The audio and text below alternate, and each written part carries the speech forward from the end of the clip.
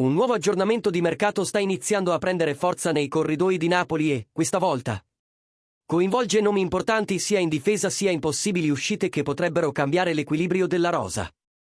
Secondo il giornalista esperto di trasferimenti Emanuele Cammarotto, il Napoli sta monitorando da vicino 3 profili specifici: Milan Skriniar, Oumar Solé e Dodò.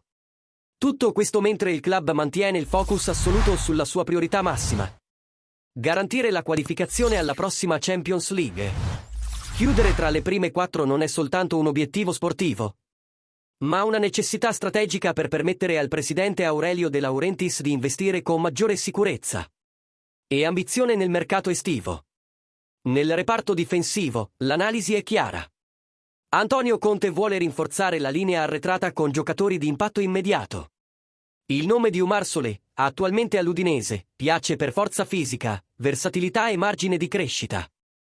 Ma c'è anche un ritorno di fiamma che attira ancora più attenzione: Milan Skriniar.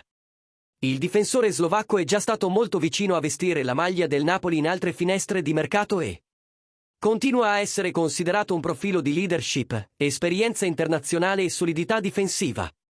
Entrambi sono ritenuti obiettivi raggiungibili, soprattutto in caso di uscite nell'attuale rosa, come una possibile cessione di Boukema, che interessa alla Premier League, o la scadenza di contratto di Juan Jesus.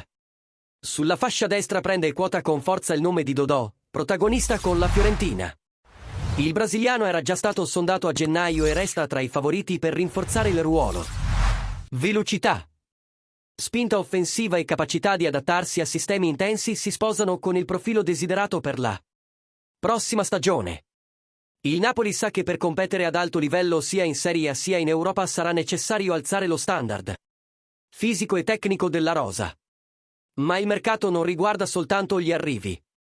Ci sono anche interrogativi importanti su possibili partenze.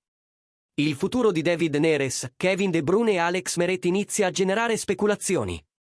Ognuno per motivi diversi: equilibri finanziari, scelte tecniche o eventuali opportunità esterne. Il club è consapevole che ogni movimento rilevante dovrà essere perfettamente allineato con l'obiettivo principale: stabilità economica e crescita sportiva sostenibile. Lo scenario è in piena costruzione.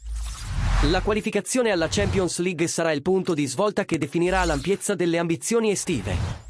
Fino ad allora, i movimenti restano discreti ma costanti, con attenzione a ogni opportunità. Ora voglio sentire voi, tifosi azzurri: Skriniar o Solé? Dodò è il nome giusto per la fascia destra? E sulle possibili uscite, terreste tutti o aprireste a una mini rivoluzione? Scrivete la vostra opinione nei commenti e partecipate a una discussione che potrebbe anticipare il futuro del Napoli.